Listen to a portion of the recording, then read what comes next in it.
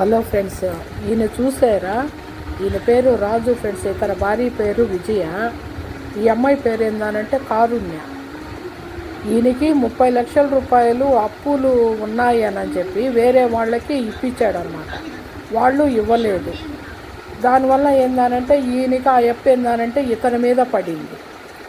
ఇక నా బ్రతకలేక ఏందని చెప్పానంటే కూతురిని ఏందనంటే కాలువలో దూసేసాడు. ఒక కొడుకు రాము అనే అబ్బాయి కూడా ఉన్నాడు, 10 ఏళ్ళు అబ్బాయి. ఈ పాపకు వచ్చి 6 ఏళ్ళు.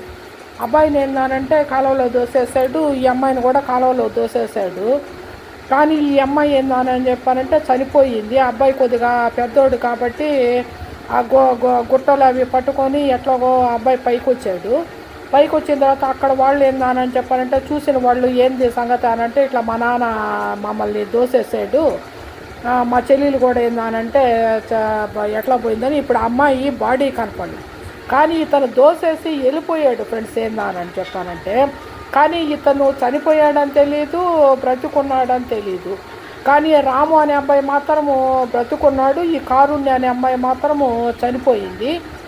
భార్యకి ఏందని చెప్పానంటే ఇప్పుడు ఆస్తులు ఉన్నాయంట ఫ్రెండ్స్. ఆస్తులు ఉన్నప్పుడు అమ్ముకొని మనం ఏందనంటే అప్పులు కట్టేస్తాము అని కూడా భార్య చెప్పిందంట.